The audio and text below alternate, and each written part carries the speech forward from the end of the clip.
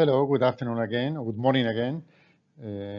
This is the second part of the presentation I have started before in the previous slot. It's regarding high entropy alloys, a new opportunity for PM route.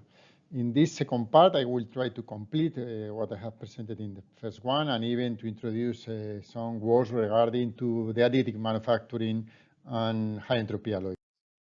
So now we will go through some new opportunities that are open just by the fact that powder metallurgy can do the things in a different way. So in different procedure, in different manners. One thing is to use powders of high entropy alloys as a strengthening in a metal matrix composites. In this case, as you see here in this picture, you can use powders of aluminum, powders of high entropy alloys. You can mix them and consolidate them, and the high entropy powders can be in some way used as reinforcement for the aluminum alloy, as any other particle, as any, for instance, silicon carbide or aluminum. Another possibility, in that case, you can use these particles, you can use the high entropy alloys as a matrix composite, and you can use reinforcement like alumina or like silicon carbide or other reinforcing particles. In that case, the high entropy alloy is the matrix, not the reinforcement as in the previous slide. So you can see here how you can improve. For instance, in the upper part of the slide, you have the green, let's say the orange dot, in which you have the unreinforced high entropy alloy, and in the upper part in blue, you have the same alloy but with some amount of reinforcement. In the down part, the same thing regarding another high entropy alloy with alumina or with silicon carbide. So you can improve strongly both hardness or even elongation with reinforcing the high entropy alloys. Here we have a map of another interesting option using high entropy alloys is that the opportunity to use high entropy alloys replace instead cobalt as matrix, as binder in a cemented carbide. In that case, here we have different materials of different thermates obtained with cobalt-based as binder and high entropy alloy as binder. In this study, we have used all the published that we have found, published all the papers published regarding this topic. Here we have the comparison with some specific cemented carbide using more or less the same amount of binder than the high entropy alloy in terms of volume participation in the cemented carbide. You can see how the cemented carbide obtained by high entropy alloys can reach similar levels of hardness, but in some of them we have less, let's say, fracture toughness level. Instead, we have some of those cemented carbides, like you can see on the right, in blue dots, that we can reach also high levels of fracture toughness. Another interesting opportunity for high entropy alloys and powder metallurgy is to develop the so-called ODS high entropy alloys, oxide dispersed strengthened. So in that case, we will develop the materials in a similar way than ODS steels, but in that case, as you see here, you can improve strongly the strain in terms of high temperature applications. You have there in red the ODS high entropy alloy tested at room temperature. You have the ODS tested at room temperature on the left, and down the graph you have the material tested at high temperature, and you can see the improvement of the ODS as a contrast of the material developed without the strengthening of the oxides, or the small percentage of reinforcement of oxides. This is another interesting opportunity for high entropy powder metallurgy. We have another result. In this case, we have the ultimate tensile strength against the engineering stress, and also the material can reach higher values with the ODS option. Another interesting thing that should be done, now we are are going to talk a little bit about what things we have to do in order to improve the knowledge in terms of high entropy alloys, because there is not so much information. One thing is that we can use, this is an interesting research line, we can use the thermodynamic modeling, thermodynamic modeling to improve the knowledge. There is not so much papers published regarding simulation in terms of thermodynamic, what phases we can predict mixing some specific materials. So in that sense, this is one interesting research field, the thermodynamic modeling of the high entropy alloys. Another interesting topic is the thermal analysis. There are a few works published, let's say, using thermal analysis to determine which phases you can have depending of the temperature or depending of changes in the process. So in that sense, a few works has been published introducing results regarding thermal analysis. And in high entropy analysis, it's quite interesting to analyze where possible phases change can be produced. Because most of the times you have one phase, which is FCC or BCC, but there is other possibilities in which you can have a mix of BCC and FCC, and these possibilities can be detected by using thermal analysis. So this is another field of work that is promising in the future.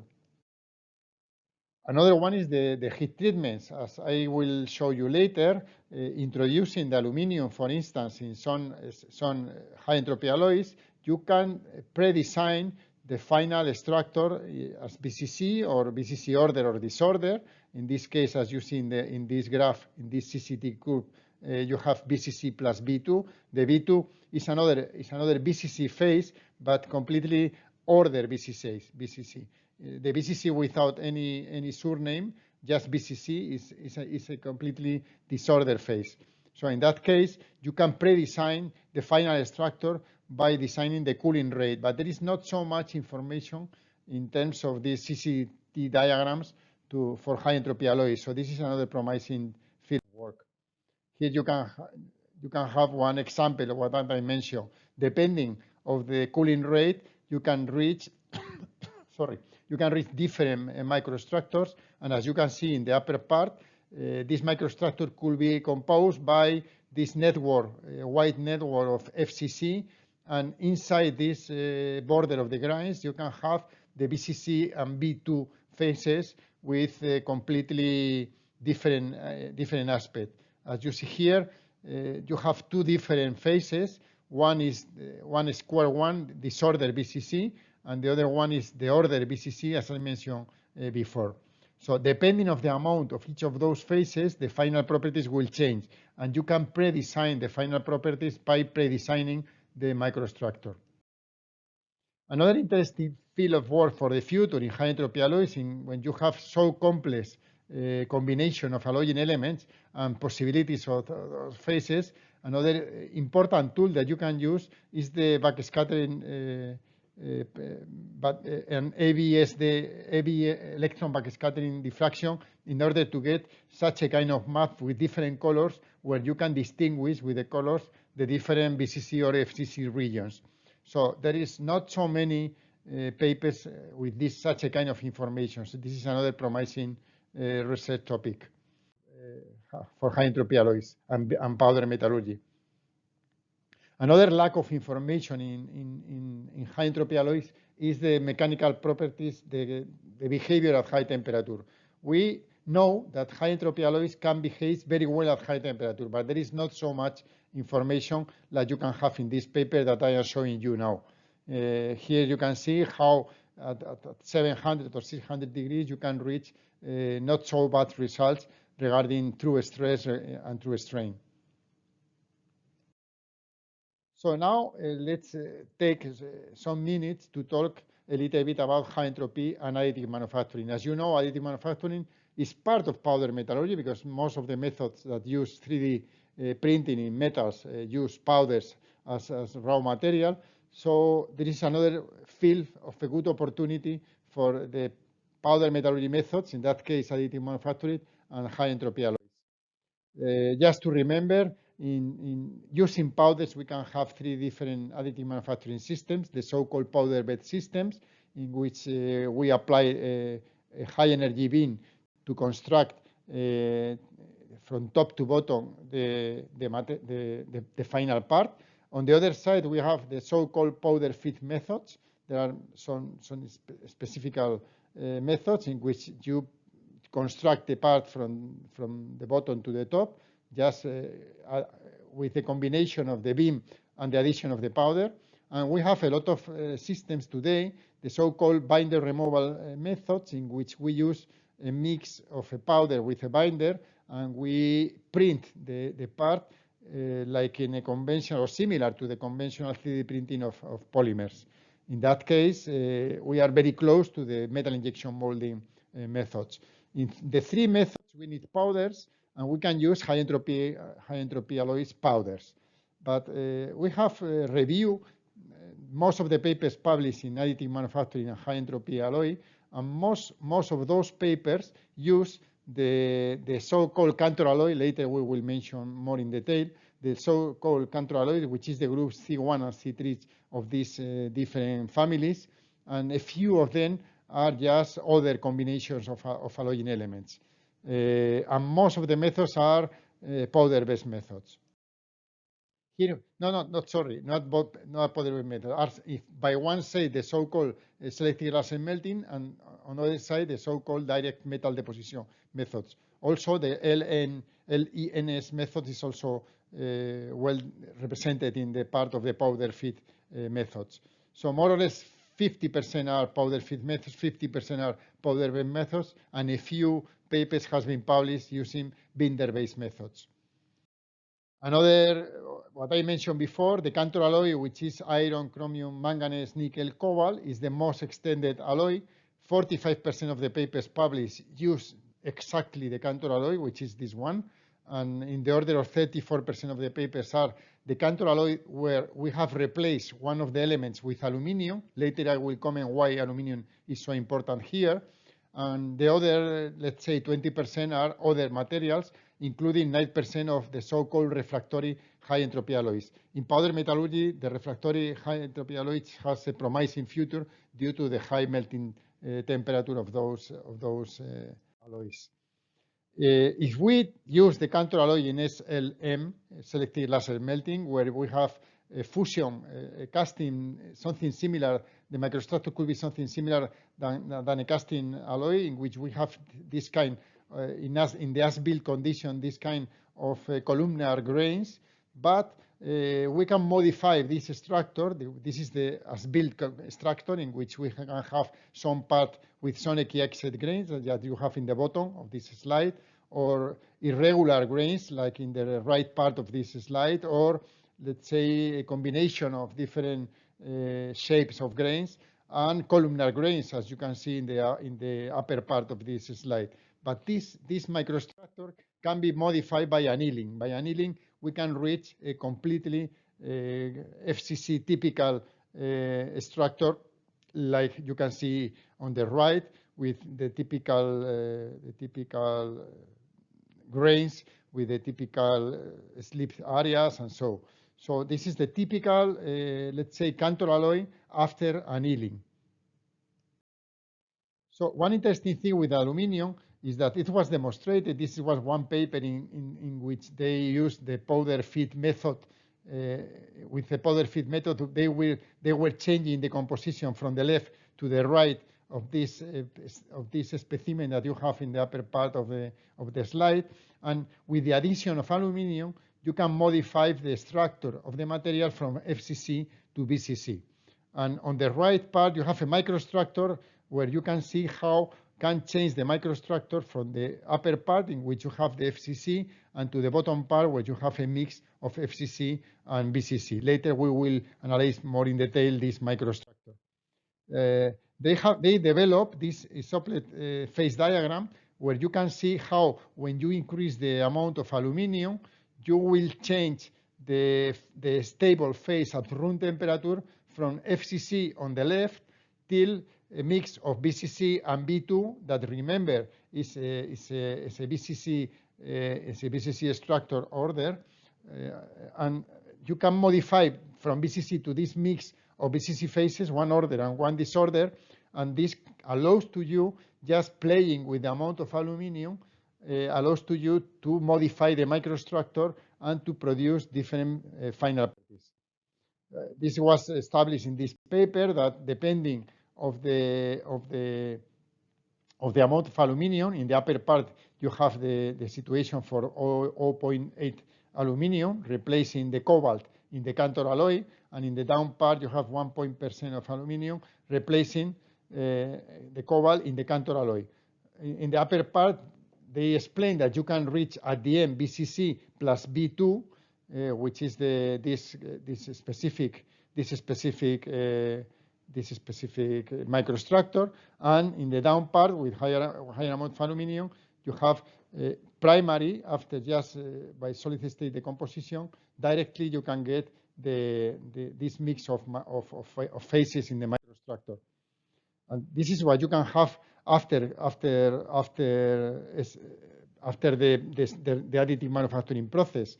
Depending in the scarce situation, you have such a kind in the upper part, such a kind of microstructure. If you cool down with rapid cooling during the process, you can get this kind of microstructure. And if you go let's say, in a lower cooling rate, you can have a situation near the equilibrium where you have this blue border of the former grains of FCC phase, and inside you have a mix of BCC and B2. Just to finishing, we have some results of ultimate tensile strength and elongation. There are not so many information regarding the let's say, the powder metallurgy of high entropy alloys regarding UTAs, ultimate tensile strength. If you see in this graph, only the two brown dots on the upper part left of the figure, you have two typical high entropy alloys produced by conventional powder metallurgy. All the others are tensile samples produced by different methods of additive manufacturing. The orange one are produced by selective laser melting, and the red one are produced by direct metal depositions, and the yellow one are produced by electron beam melting. Inside this rounded area with blue color are some titanium alloys for comparison in terms of UTAs and elongation. And what is interesting is with the Cantor alloy, you can use many different methods and obtain many different results, especially regarding to the elongation, because all the dots inside the square area that we have drawn here in the graph are alloys produced with the Cantor composition. So here we have some results also regarding the effect of the direction of the growing of the additive manufacturing process. And you can see here that we have some effect of the directional growing of the construction of the bulk part, and in comparison with the cast alloy. There are a few in terms of in comparison with the cast alloy, the additive manufactured one can reach much higher levels of elongation depending on the direction of the construction of the part. And the ultimate tensile strength also is even higher than even independently of the direction of the construction. So just to finish to summarize what we have explained in both slots in this review regarding powder metallurgy and high entropy alloys, we have to say that the potential of powder metallurgy is really vast, and the level of the obtained properties is highly competitive with high entropy alloys obtained by ingot casting for many different fields. Of course, as you can see, as you have seen in these presentations, you can use high entropy alloys to produce cemented carbides, to produce materials to be used at high temperature. There are many to produce materials in extreme conditions in terms of corrosion, and even as a magnetic material. So there is a lot of potential fields of application for high entropy alloys and powder metallurgy. Powder metallurgy represents an easy way to to obtain some special materials, for instance, composites or ODS, we have explained in this presentation. ODS high-entropy alloys can be produced perfectly by this route. And of course, composites, metal matrix composites, where the high-entropy alloys could be the reinforcement or the base material. So there are a lot of potential opportunities for PN to produce, let's say, different high-entropy alloys in that sense.